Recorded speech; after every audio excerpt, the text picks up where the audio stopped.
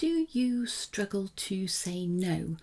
Do you find that your boundaries around other people are not very healthy? Do you feel that other people don't respect you? Do you find yourself always putting other people's needs before your own, very rarely thinking about your own needs? Maybe you believe that other people are more important and therefore their needs are more important than you. You may see yourself as a people pleaser, a caretaker. You may believe that you're in a codependent relationship. And the chances are that the seeds for this people-pleasing behaviour were sown many years ago in early childhood or even during your baby months and years. If you want to understand more about people-pleasing behaviour, where it originates and what you can do to reverse it, then keep watching.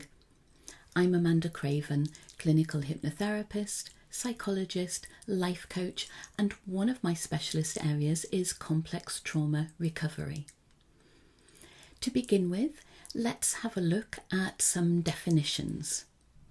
So, people-pleasing behaviour is very much linked to people who have a history of complex trauma. You might hear or use various words alongside or instead of people-pleasing.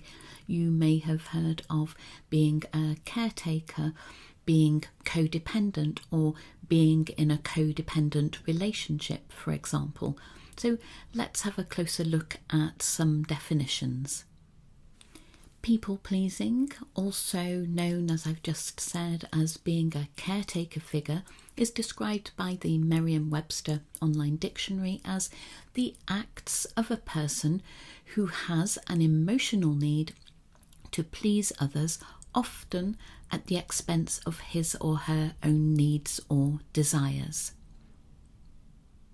The definition of codependency is a psychological condition or a relationship in which a person manifesting low self-esteem and a strong desire for approval has an unhealthy attachment to another, often controlling or manipulative person.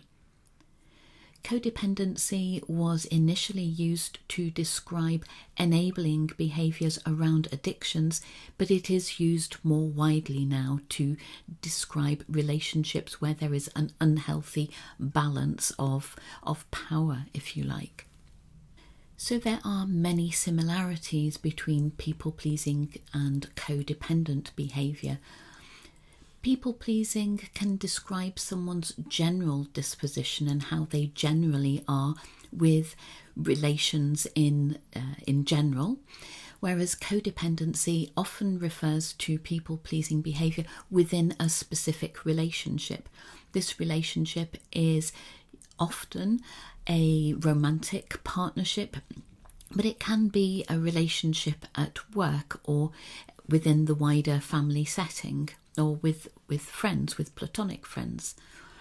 In both cases, there's an unhealthy imbalance or dysfunction in relationships that usually results from someone having been abused or neglected in childhood. I'm going to focus more on the generic people-pleasing traits today, and we'll look at codependency more specifically at another time.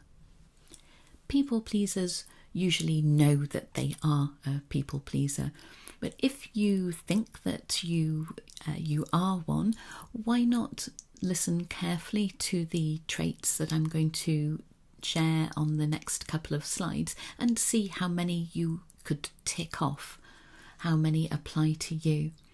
So people pleasing behaviours mean that somebody struggles to say no. Even when they don't want to do something, they feel obligated and guilty if they even consider refusing to do something or to attend some event.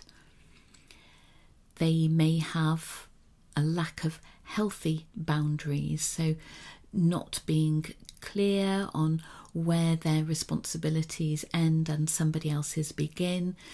things become very confused, boundaries become very blurred, which makes life complicated for everybody concerned. People pleasers may feel that they are not respected by other people, whether these are people in their family, their partner, their children, or at work, for example, or again within friendship groups. A people pleaser is very likely to apologise even if something isn't their fault, and this applies to small things just as much as to big things. A people pleaser will have the feeling that they need to walk on eggshells around others, that they need to be careful, they need to try and preempt what the other person wants or needs or what sort of mood they're in and adapt their own behaviour accordingly. Some other traits: a people pleaser often says or tries to work out what they need to say according to what they believe the other person wants to hear. So they don't check in with their true feelings. They're totally out of the habit of knowing what they feel or what their opinions are, because they're so busy trying to do and say the right thing according to what they believe is required of them. A people pleaser will feel guilty if they're not actually doing something for somebody else. They are usually people who struggle to sit down, to relax, and feel that if they are doing something, it needs to be for somebody else. They will rarely do something for themselves, and that takes us on to the next point. They don't usually care much for themselves. They don't take care of themselves. They don't practice self-care and will feel guilty about treating themselves to something or just doing something that is just for them. They are a giver rather than a receiver. They find it very difficult to accept things from other people, whether it's accepting help, whether it's accepting gifts. Did you know that a baby as young as 4 months old is able to appease an adult carer who looks indifferent or even angry with them? It's an instinctive survival response that is hardwired into us in order to ensure our safety and survival. And as with all innate survival responses, this trait is designed to be used in case of emergency only, certainly not on a day-to-day basis. But that is what children, babies who have been brought up in a traumatic environment, who have struggled or suffered from abuse, neglect, poverty, they have been drawing on these survival instincts for years in order simply to stay alive.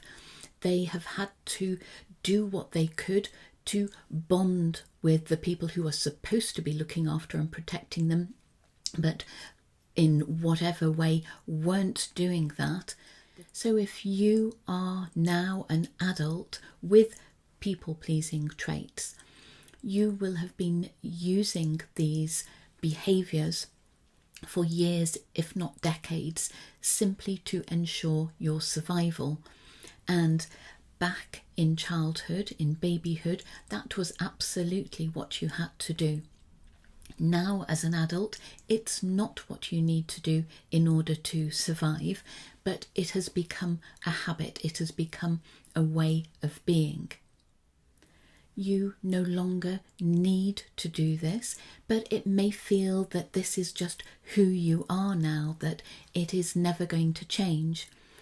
But if you've had one of those light bulb moments, or have become aware of the potential to lead a far more fulfilling life and really want to change, want to stop this people-pleasing behaviour in order to become a whole person, then you absolutely can.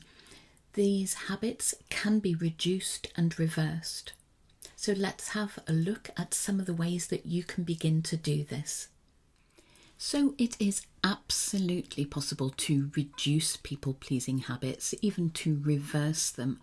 But there is no quick fix. No matter what anybody may say, this won't happen overnight. You will have had years, possibly decades of people-pleasing, and it can't be stopped just like that.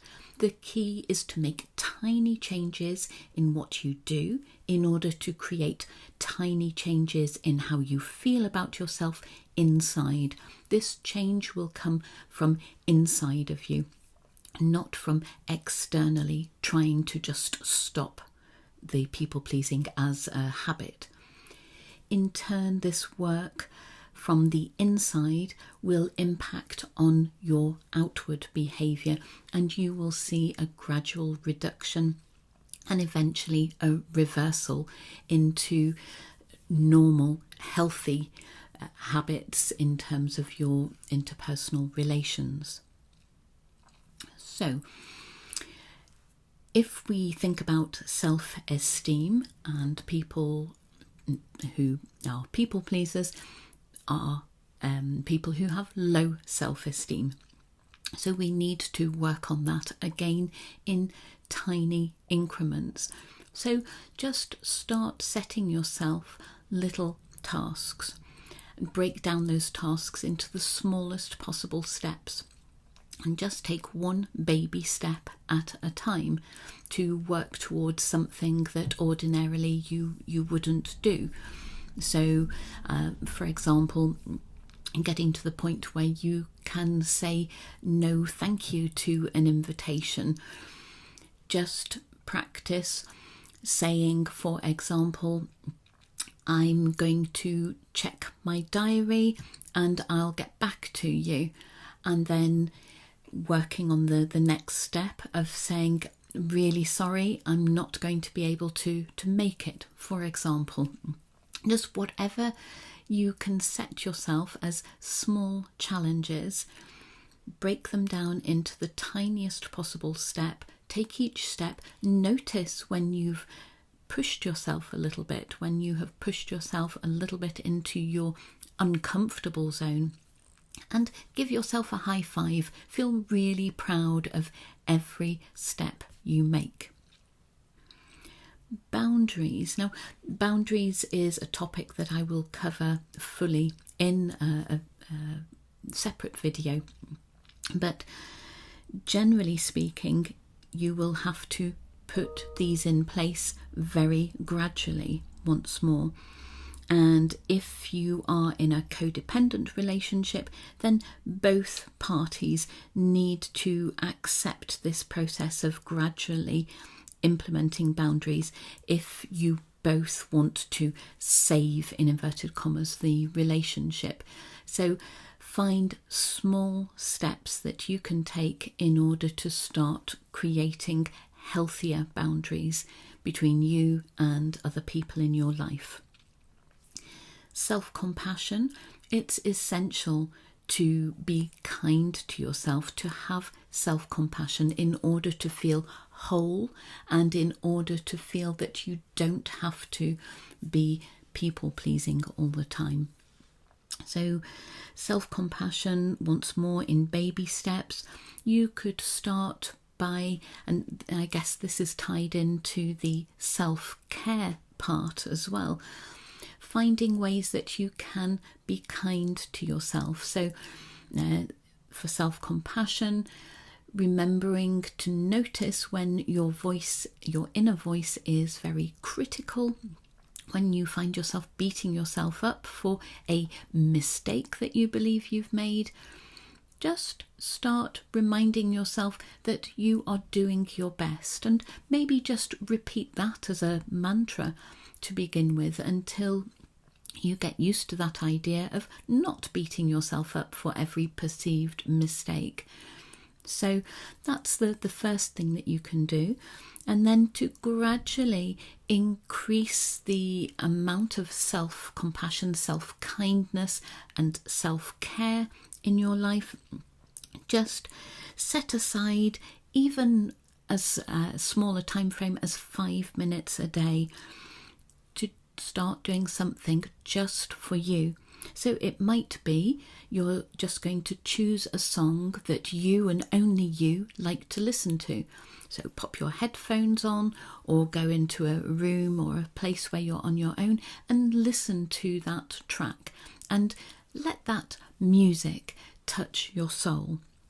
Maybe watch a few minutes of a TV show that only you like, or that you're curious about, you think you may like, and just start building up very gradually this habit of doing things just for you. You are building yourself back up from the inside in this way, and it's not selfish to do this. It's absolutely the right thing to do. It's the only way to build yourself back up till you feel more whole, more worthy. And then generally just get used to pressing pause, to not being busy doing stuff, especially doing stuff for other people all the time. So again, just if you're one of these people who really cannot sit still, always has to be doing something for somebody else, just force yourself to sit down for 2 minutes and watch the clouds through the window, or just practice some relaxation breathing, or just look around the room that you're sitting in doing nothing for 2 minutes, and gradually build that up until you are carving out some me time and getting used to sitting down, not rushing around doing stuff for other people. And then the final thing in this particular list, seeking professional help. It can be really difficult to lift ourselves out of a deep place of people pleasing. So look around for somebody who is a professional therapist or counsellor with expertise in complex trauma. Reach out to them, look for a support group, which may be virtual or may be real. And just start doing your research. Make sure you look for therapists or support group leaders who are accredited, so that you are sure you're getting somebody who is properly trained in complex trauma and in supporting people. If you want more information, you can see in the description below, and I will keep it updated with details of webinars that I run, workshops and other materials that I put out there specifically to help people with complex trauma. I hope you found this video useful. If you did, don't forget to give it a like, and don't forget to subscribe so you get notified the next time I put a video out.